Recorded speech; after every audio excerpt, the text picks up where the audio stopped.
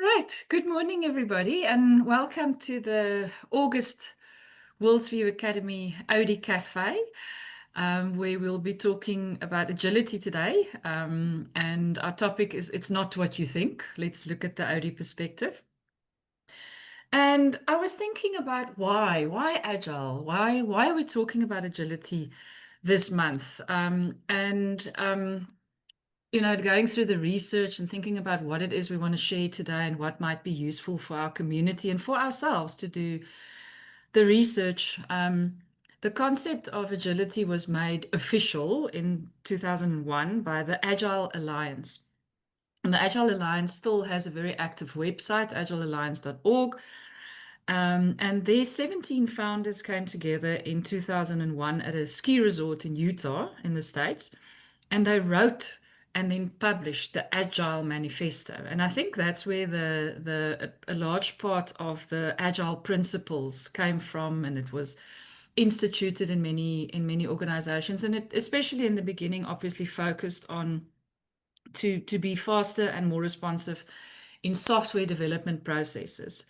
Because at that point, the waterfall approach didn't work for people anymore. And we often hear when we talk about strategy, the waterfall approach where everything happens from the top and it's kind of filtered down, filtered down, filtered down, doesn't allow for incremental changes and feedback loops and that kind of thing. But even before 2001, Agile principles started being implemented, and I think they just made it more of a official term. In 2015, we worked with Dimension Data, where they just adopted the Agile principles, and they were working through a specific company that was accredited to do agility training, and they were adopting servant leadership styles, and people had new titles like Scrum Master and Product Lead and so on and so forth. And I was thinking, well, that's 10 years ago. But back then we were talking about Agile almost with a big A, Agile was this official term.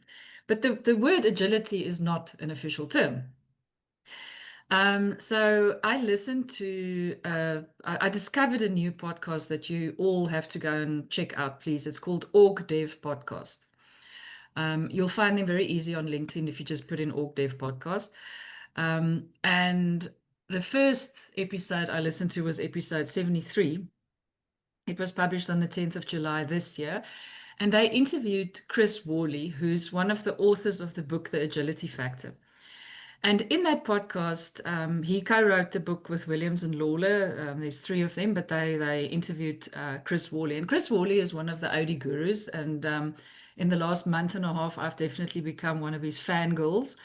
I've been watching all of his YouTube videos and listening to everything I can and trying to read everything he wrote. Amazing, amazing Audi practitioner. But anyway, so I was listening to the OrgDev podcast on agility, and they talked about this book that they published called The Agility Factor. And in the podcast, Chris Worley said, we published the book over 10 years ago, and now in 2025, it still feels like people don't get what agility is about. And they refined their definition a little bit, and then in the interview, he talked about why he thinks it works and why he thinks it doesn't. So that really sparked the idea for me to say, so in our world, we would expect that every single leadership development program has agility as one of the topics or the themes or the modules. Of course, our leaders have to be agile, and they have to have an agile mindset, and decision making needs to be more agile. And we have to learn how to design our organizations to be more agile. So it really feels like by now, it shouldn't be a thing anymore. It shouldn't be a buzzword anymore. It should be part of our new normal. But then we also look at the organizations who lacked agility, like the famous examples like Blockbuster and BlackBerry and Kodak and those organizations who weren't. And then the opposite of one of these examples being Blockbuster, who died a slow death when streaming became a thing, is Netflix, who were agile and who went from postal service DVD rentals to streaming in almost every country and being very, very customized for every country that they stream in. So there's nice examples to look at kind of who's survived and who hasn't. And then in I was before we started out, I mentioned this, but we at the moment we're busy doing change capability training in one of the big banks in South Africa. And in one of the sessions 2 weeks ago, we talked about the book Louis Gertzner wrote. He was the CEO of IBM from 93 to 2002. And he managed to transform IBM completely.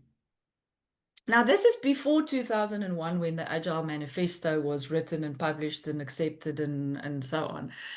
And his book is called Who Says Elephants Can't Dance?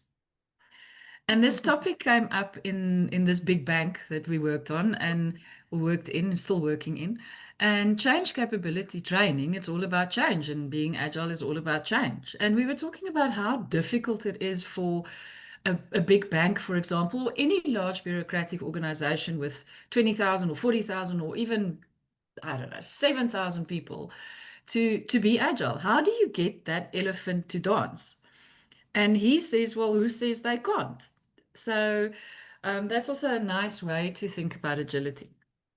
So for today, I'm very much going to concentrate on the book that I've just mentioned, and this is the book, The Agility Factor. It was written by Chris Worley, Thomas Williams, and Edward Lawler.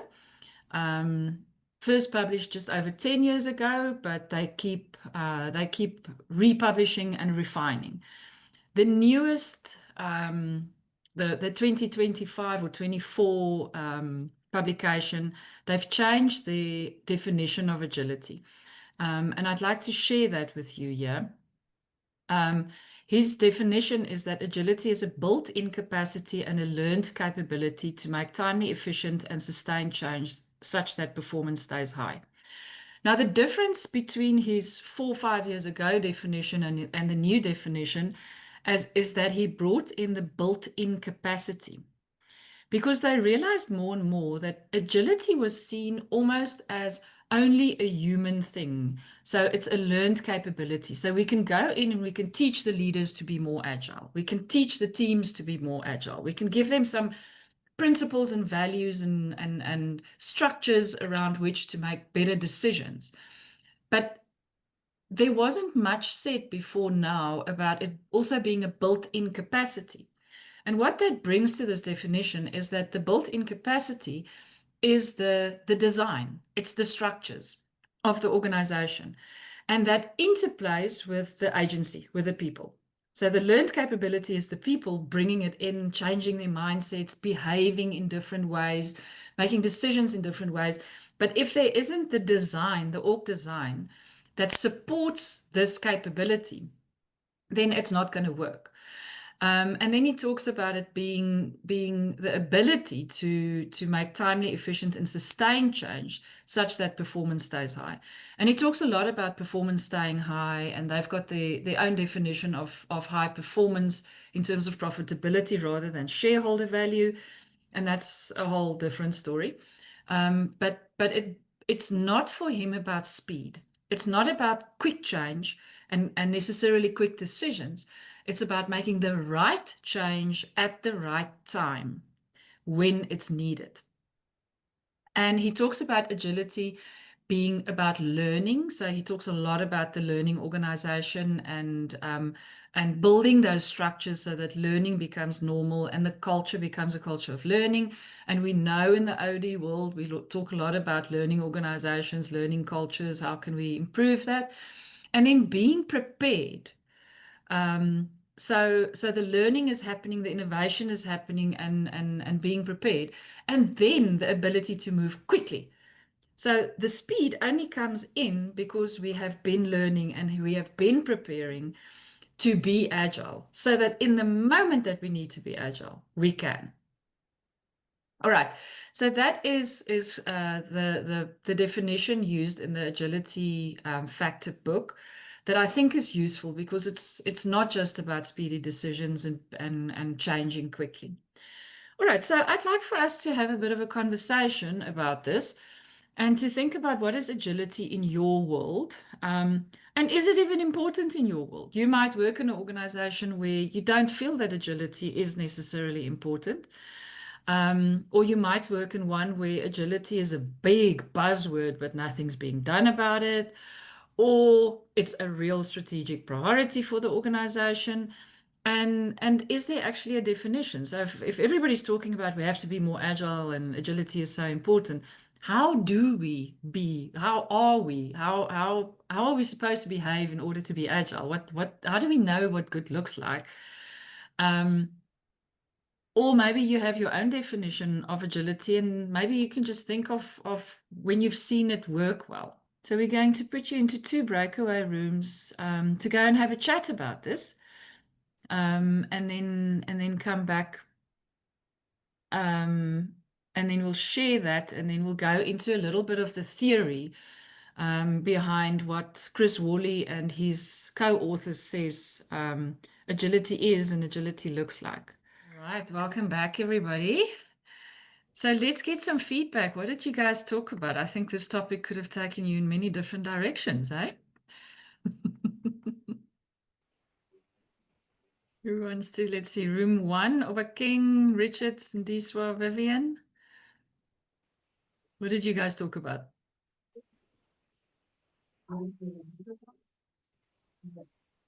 Anybody want to share? Should I just continue? Continue. We have personal experiences, and I think on the one hand, it felt like there's so much change to be adapting to be adjusting to, that it's sometimes overwhelming. And another reality is that sometimes in organizations, the built-in capability is not yet there. So while we may need to be adapting constantly or on a frequent basis, if decision-making takes long, if there are lengthy consultations to be had for decisions to be made, that then slows things down, and then you've missed the wave. So then which wave are you catching up to? Definitely not the one you were preparing for. You're now being hit by the next one. So yeah, a lot of murky ground that we were trying to wade through. And I think we agreed that agility is important.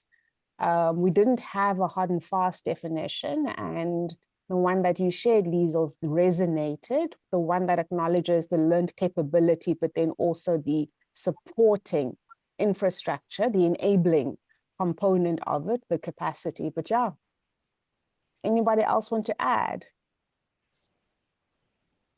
Yeah, and also the fact that things are happening so fast, like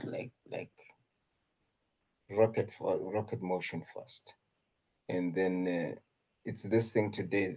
I mean, next week it's something else. So how do you structure? How do one structure the process of adapting to the way things are moving, and which is problematic actually, maybe in most organizations, and mostly in small organization, it's quite problematic because they get to be bogged down with the current processes and what they need to do. Now something changes and then you need to be adapting to that. Mm. Mm. Yeah, and it's nonstop. And it's true what you say. I think that the smaller the organization, the easier. If I just look in some of our bigger clients, how difficult it is to make tiny little decisions, never mind the big decisions. Yeah. Okay. Thank you. Room 2. It sounds like we were all in the same room, because it's exactly what we were talking about in our room. Having 2 people in my room that are in very traditional bureaucratic organizations where decision making takes a very long time, but the common saying is that we are an agile organization, but the processes to support that and to kind of allow the agility are not there. And we spoke a lot about the culture that is agile and allows agility, wherein people have the autonomy to make some decisions to a degree, to allow for learning and experimentation.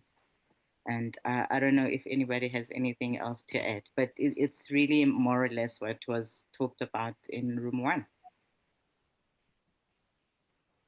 Yeah, and the more I read and researched and listened and watched YouTube videos, and I realized how important that culture is. How do you learn if the culture doesn't allow for this, for making mistakes? How do you learn? How are you going to experiment? Because experimenting by default means we're going to try something and it's not always going to work.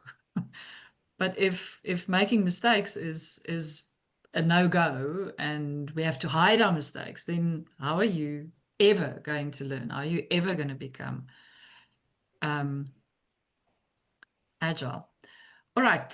So I'm going to share some of the theory with you. I try to keep it very short and light. So I'm not trying to give you a lesson, but it's interesting to look at how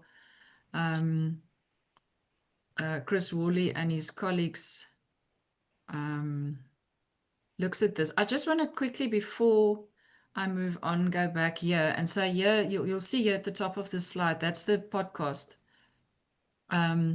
So if you look for it on any podcast app or on LinkedIn, if you see this little logo, Garen and Danny, they are just awesome. The one after this, or the second one after this was episode 73 that you want to look for the agility one. The one after this, or the next one, they actually interview oh no, I've gone blank. Dave Ulrich, who's an HR guru. And I thought, okay, that's interesting. It's going to be very HR focused, but it was such a mind-blowing hour of listening to Dave Ulrich talking about HR and OD. Anyway, so please go check that out. All right. So Chris Worley and his colleagues talks about organizations that are too often thinking about adapting instead of how to become adaptable. And that this is a really, really important distinction for them in terms of thinking about agility. Because if you think about adapt, it's a verb, it's something you do. And it's about making suitable to or fit for a specific use or situation. So this is very much a once-off event. And in one of the YouTube videos, he talks about COVID-19. So we were working in a certain way, the world was working in a certain way, and then COVID happened. And we have to adapt to COVID. Now that obviously became something that kept changing, and the world didn't just return after a certain period of lockdown and everything is still different. But adapt, the verb adapt is really about a once-off specific event that we have to become suitable. We have to now fit. And they say what is important is for the organization to be adaptable, and that being an adjective, not a verb. Where they are capable of adapting or being adapted, so that it becomes an ongoing thing. Because also, as Obakeng said, it's changing so fast, and it's changing the whole time, and it's not stopping. So that's the first important concept that he talks about. So the essence of agility for him is about being adaptable. And he talks about the environment that changes at a certain pace, not necessarily a predictable pace. In some industries, it's more predictable. There's more of a cadence of how it happens. In others, there's not. And that we need to design and build. So design, again, are the systems in place, are the decision making right, and then build the organizations in the sense of building the capacity and the capability in people that can keep up with these changes and adapt as needed. And again, this concept of adapt or change as needed comes in. Sometimes you don't have to. And sometimes, or often, or most often, not the entire organization needs to be agile. areas of the organization might need to be agile. So he talks about a cycle of generating new ideas and new concepts and new ways of serving the customer and adapting to whatever comes out of the environment, and then select the right new things, new ideas, new innovations at the right time. Implement that, retain it in the design of the organization so that it now becomes part of the organization, so that we've adapted and we can keep adapting, but then start all over again. And that brings us to this idea of his about ambidexterity. So he talks about the innovation cycle has to exist next to something that's stable.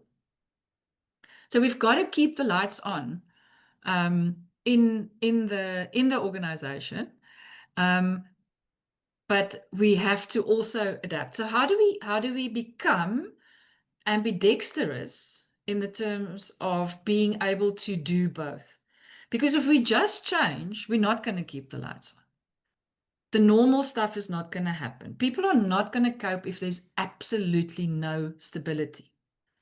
There needs to be something that kind of grounds us. So we've got to be innovative and nimble on the one side, but we've got to be efficient. We've got to do our normal work. We need some stability on the other hand. And he talks about the agility pyramid. So obviously there's way more information on this if you research it or if you read the book. But the idea I wanted to bring in here is the base of the pyramid, the foundation of the pyramid. And this is where our OD hearts get very excited, because it talks about good management. And we know that's important, right? And he says that is the foundation of any agile organization is good management. And he talks about what good management practices are, but it doesn't look the same in all organizations, and it doesn't look the same all the time. And he talks about agility being a fairly advanced capability. So there he acknowledges that it's not easy to be agile. So we've got to learn to walk before we run.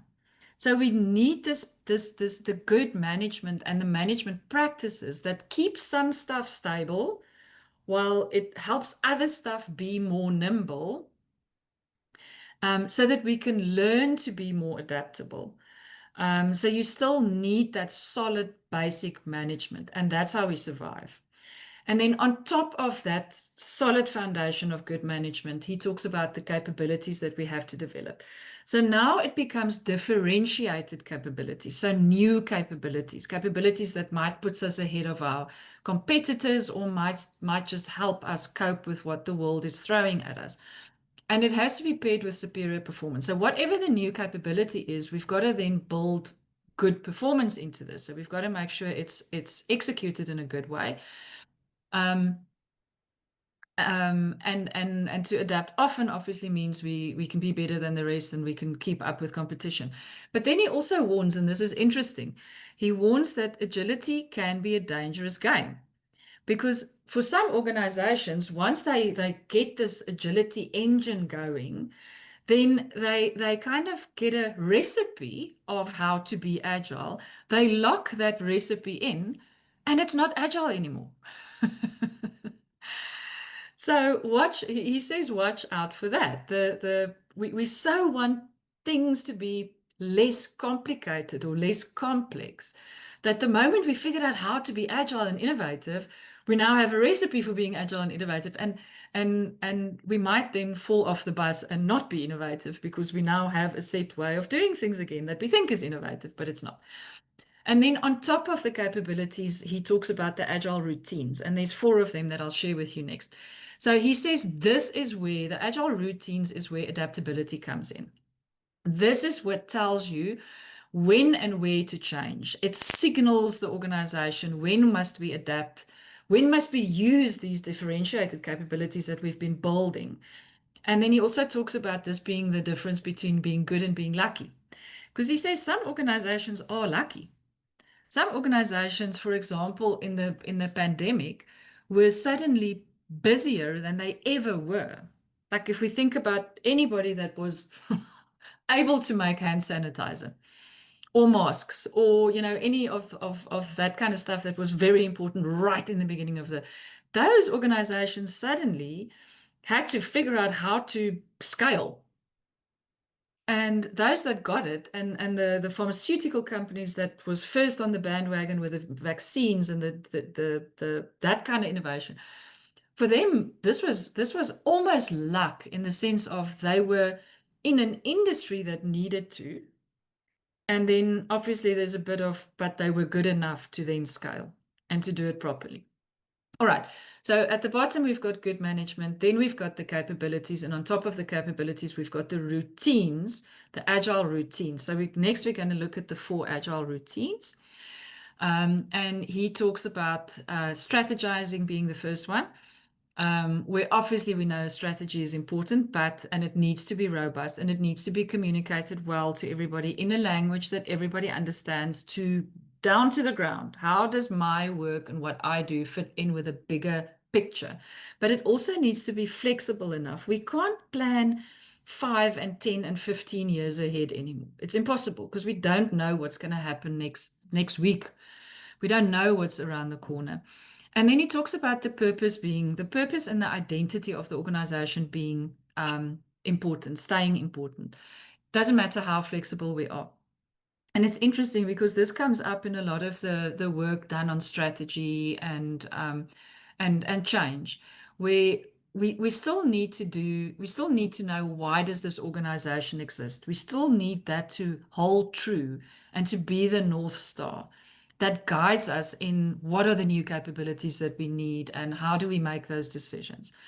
And then he warns that strategy can become a wasteful asset if it doesn't adapt. So we might have this new 5-year strategy, and we're all very excited about it, and 1 million town halls has happened, and we think everybody knows it, and the functional heads have worked on adapting how they're going to fit in with the strategy.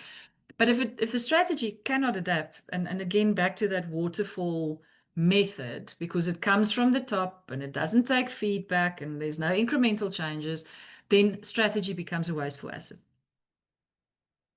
Then the second agile routine is perceiving. And this is sort of, it makes sense. This is, we have to be externally focused. We have to constantly scan the environment. We've got to take customer feedback. What is it the customers want? What is possible? What are we doing in the environment? What is happening in political and economical and global environments that might impact our business?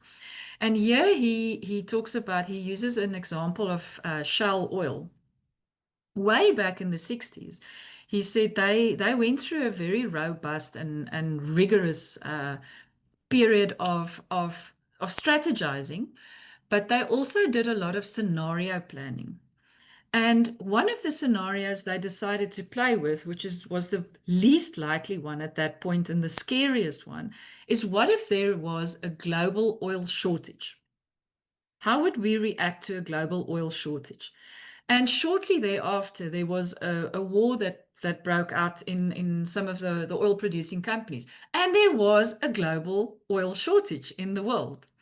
And the only organization that wasn't affected negatively was Shell, because they were ready.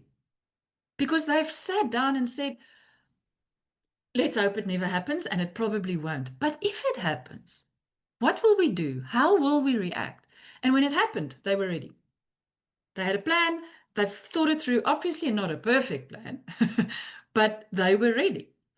So that's a nice example of being externally focused, and you can bring a whole bunch of others. I think if we brought BlackBerry in here or Nokia in here to say, well, what did your customers want? They want smartphones, and they want this and they want that, and if we're not reacting to it, it's not going to help. Then he talks about testing, and interestingly, he says organizations are the worst at the testing phase. The testing routines are the ones that gets neglected most in organizations where he's done his research. So this is where, okay, now we're perceiving and we're looking at the external environment. We know our customers don't want this anymore and they might need this, and maybe our competitors has brought this into the market. But he talks about setting up, running, and learning from experiments. So that's where that learning thing comes in. So here it becomes very much about establishing new routines, new behaviors, and that becoming part of the culture of the organization. so that you keep doing this and you keep learning from the experiments. And here he talks about 3M, and 3M is really an organization that back when I studied business in 2008 or whatever, I think almost every second case study that they used in strategy and those subjects in the degree had 3M as an example. And he talks about 3M having this almost separate innovation engine happening next to the stability, and that they keep testing and they keep learning and they keep innovating and they keep coming up with new products. The minute the environment is ready for it, they're there, they've got it. So it's not necessarily build it and they will come. It's what if this happens? What if this happens? What if we can make this better? And sometimes they introduce before there's a need, and sometimes they introduce the minute there's a need or the minute the environment changes. So this is where he starts really talking about agility is not about being fast, it's about being ready. So when the changes needs to be implemented, we are ready to do it. And then he talks about implementing. So, and it's double, there's 2 bullets here that says incremental and small increments. And he says this is so important. He actually has a few quite negative opinions about transformation and whole system change and that kind of thing. And he says it doesn't work. But if you can keep bringing in small incremental changes, then big things happen. And he talks about building change capability. And this is one of the areas of focus for, I think, also for us as OD practitioners, that it doesn't help that you try and build this agility into the organization if people don't know how to handle change, if they don't understand change, if they don't understand every single change has an emotional impact on people. There will be resistance. How do we flip resistance into something that's positive? All of the stuff that comes with change capability. We can't build change managers everywhere. We can't make every line manager a change manager, but we can build a little bit of change capability into line management and into certain areas of the organization to help. And when he talks about implementing, he uses in this one YouTube video, he uses Netflix as the example, where he says, so they realize that, okay, people are not necessarily going for the mail order DVD thing so much anymore. So they started streaming. And at first, the organization took a hard knock. It actually didn't go very well, the streaming idea. And then it started picking up. And then they realized, okay, but they're very much focused on one market. And they started buying content from other producers, and then they started making their own content. And as we know nowadays, if you watch Netflix, it's a Netflix original. You know, there's so many series and movies and stuff that belongs to Netflix, that was produced by Netflix. And then when they started looking at going into different markets, they also realized they can't just go and put their American stuff out there, for example, for South Africa to watch. We want some original, we want some of our own stuff. So they then had to go into every single one of the markets where they wanted to expand into globally and do the research and say, so what do these people want? What does the French want? And what are the laws governing what we are allowed to stream in France? And what are the competitors doing in France or in South Africa or wherever? And they managed to stay on top of the curve, but by doing small, little, incremental changes. If I think back to Netflix in 2020, compared to Netflix now, there wasn't really South African content in 2020. Now there's so much. You know, so they're bringing it in, and adapting to what their competitors are doing. Right, so those are the 4 routines of being agile. And like I said, he says most organizations are pretty bad at the testing one, unfortunately. Okay, so I think this is my last slide. We then thought, okay, so what can OD do to help? Because yes, this all makes sense. Now I understand a little bit better how Agile works, and maybe I can see some gaps in my organization or a client organization. And he has 3 recommendations. So the first one is start at the top. And he talks about a saying about you can't start cleaning the steps by starting at the bottom step. You've got to start at the top step, because otherwise you're sweeping all the dust back onto the clean steps, right? So he says start at the top. And you're not necessarily going to only work at the top, but start at the top and organize and enable and get the top management team ready, mind shift, and everything else that goes with that to support and commit to the agile capabilities, so that learning becomes part of the culture, so that change capability is built in senior management, but that they also see it's important to have change capability everywhere in the organization. So the OD terminology here would be leadership or management development and support and coaching. And included in the leadership development would then be, topics and modules such as agile mindset, change capability, change leadership, that kind of thing. Then the second one, he says, ensure there are good flexible systems and structures to support a new capability so that the change can be fast enough to adjust to the environment. So what happens here is the design. So help the organization design, redesign, adapt to new systems, make sure there are systems and processes in place. So for example, here we can think about the decision-making structures. If decision-making takes a month and a half, then that's not going to help us be agile. So how can we redesign that so that the decision-making lines and structures works better, or so that the systems that we use gives us the data of what happened at the branch yesterday and what the customer wants tomorrow? Are we getting that data through the systems that we are currently using? And then he has this French quote that I didn't even try to write down or repeat, but it means little by little, the bird builds its nest. And what he means there, again, is small incremental changes over time to make the big change. And he says, again, blowing everything up with huge transformations is not conducive to learning.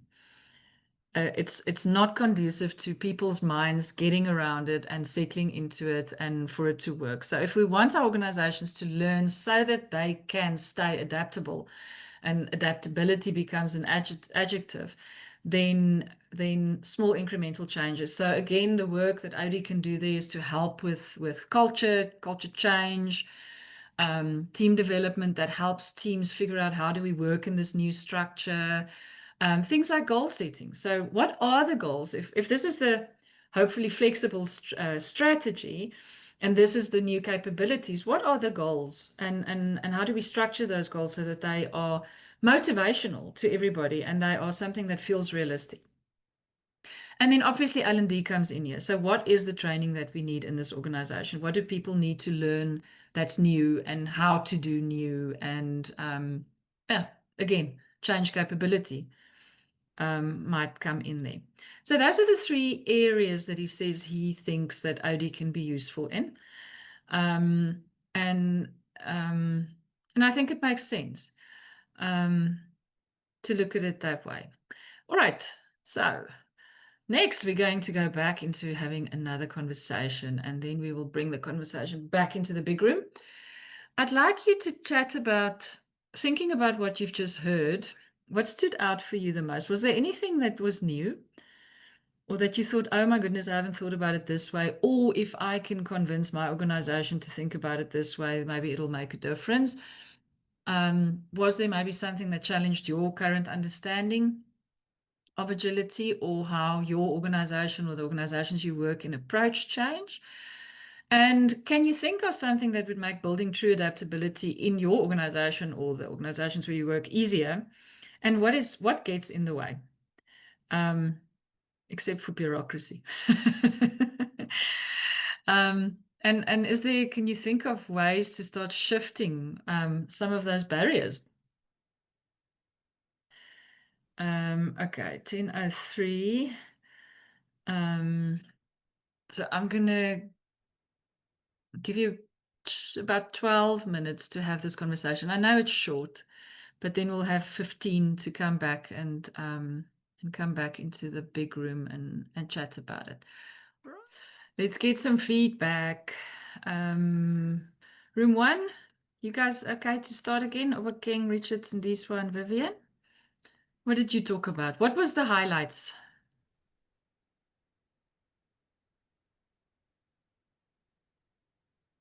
Yeah, so for us, I think we didn't even get to look at the specific questions that were shared, but really talking about what were, of concern to people.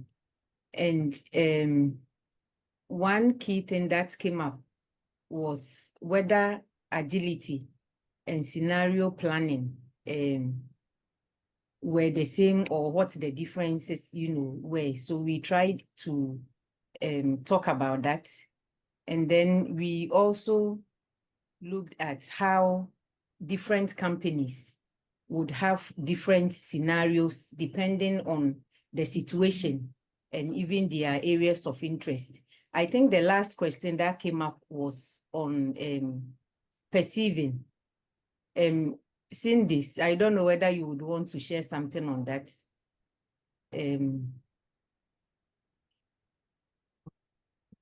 I think it was more around what does that look like practically? That routine of perception. And I think probably the highlight of our conversation was just having this sense that there's a level of unpreparedness in the entire world right now. With all the things that are happening in the world, whether we look at South Africa, whether we look globally, there's just this level of unpreparedness that potentially no amount of scenario planning is going to save us out of. We kind of can't. It's so unpredictable and so quick. How can we scenario plan if we don't know what the scenarios are? And so macro, it may just be completely outside of our control.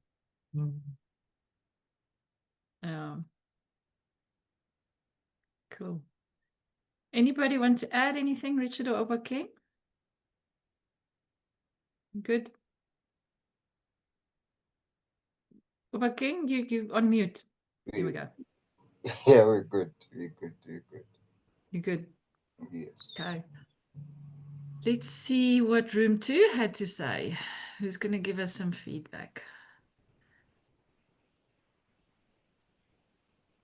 Anuna, you've had a very interesting smile on your face. I just wanted to Beverly to say something and then I'll just add, but okay. So one of the things that at the end for me stood out is something that Beverly shared actually, where they instead of, because we were talking about the environment really being ready for the change. That came back to that. And it's also the thing that you said about the right place at the right time, implementing the right place at the right time. So getting, Bali challenged me and asked, what would I do? So I said, choose the right leader and with a team with him that will be available and willing to do this agile change. But then Beverly also added to leadership being, you normally do your culture things with the leaders and get them on board, but they have changed the strategy to start with employees and talking to them about how do they respond to change and how do they affect change in the environment. And it made a lot of sense in terms of, for me, in terms of getting people to actually change. And what also stood out for me is routines is something that you have to do. We talked about changing a habit because that is actually what it is then.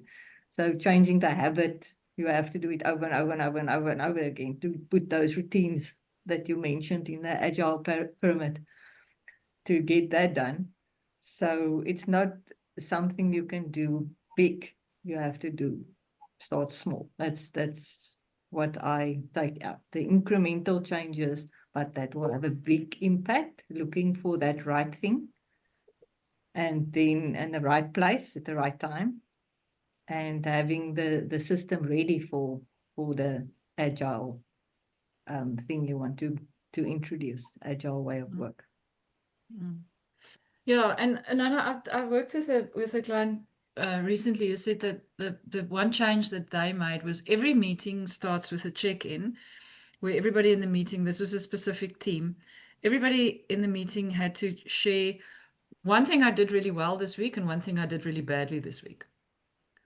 And that was interesting because what they did was at the same time they started like changing the behavior, so the habits of we share a win and a lose. So suddenly it's okay. We all have to tell everybody something that we didn't do very well this week. So now you've got the I made a mistake, or I tried this and it didn't work, or the client wasn't very happy, or whatever, so that we can learn from it. But we're also learning from each other's wins. And they said it was like short, like everybody has a minute. What did you do well? What did you not do well? And then you can go back to that. If it's something that somebody else finds interesting, you might find them afterwards to say, tell me more, because I made the same mistake as you. But you're also changing that culture of we talk about our mistakes and we celebrate our wins and we learn from both of that. So that's just while you were talking and saying how difficult it is. And I know that is an idea to start every meeting with that small little check-in so that it just becomes a thing that by week 3 we're used to. That's the check-ins for every meeting. I can imagine some personality struggling on that. And I think not a lot of people are comfortable with sharing their losses. Hey, I can share what I did very well, but not very comfortable with sharing what I didn't do well. Some personalities may struggle with that. But then I think it's also building up that muscle and creating the psychological safety. They will see it a few times. Maybe the team leader shares their own mishaps, and then they see that it's okay. It's okay to make mistakes. Exactly. So yeah, it's part of walking that environment of trying something new and failing. And it's walking the talk. So if the most senior person in the meeting shares their failure, it maybe creates a safer space for everybody to go, oh my goodness, if my boss can do that, then I guess I can. And I know in this team, the team leader said to me, she said, in the beginning, the stuff that people shared was nonsense. It was such stupid little things because they were too scared to say, I did this wrong or that went wrong. But then she tried to demonstrate like proper mistakes. Like she shared, I was in the Exco meeting and I did this in a report and that's not what they wanted. And she said within 2 or 3 weeks, people were sharing like spectacular failures. And those are the ones that they actually learn from, and it's from the leader demonstrating the vulnerability that is needed to create trust. Yes. Exactly. Being vulnerable. Yeah. Beverly, did you want to add something? Since Anana shared some of what you were saying. Is there anything you want to add to that? It's just I think it's always important on any journey that you are asking people to do things differently or to find a new mindset. I think we always have to remember that they're always people, and that need for psychological safety becomes absolutely critical. And that's one of the reasons why we started looking at how do we give people tools for personal change management, because we're always so focused on organizational change. But the fact is that organization is made up of individuals, and you can't issue an instruction, thou shalt do this, because we've said so. People still have to then settle it in their own minds. So that's one of the reasons why we started something going, how do we give people the tools to actually make their own adjustments, so that they can make their own decisions. We still sit there and go, look, the fact is that the change still happens, but now you have control of how you participate in the change. And I think that sometimes is yeah, I'm so used to the idea of we run change management with managers so that they can change the world. And then there's something going, yeah, the problem is the world actually just got resistant. So we sat there and went, well, how do we then create a space where people are more open to the idea of change is happening all the time? How do you actually take control of it on your side so that you believe more in coming out the other side as opposed to stopping it from happening? Yeah. And the So- reality is that I think everything that needs to change in organizations, it always involves people. Mm. So it's a great place to start. Start with the people and ensure that the people are equipped and they in it. Because at the end of the day, it's not going to end in that boardroom. There's still people that need to execute and adapt. And the smallest player in the team can be the one who actually stops what you're doing dead in its tracks because they didn't buy into what needs to happen. Okay. Can I just ask a question again, please? Go ahead, Lobaki.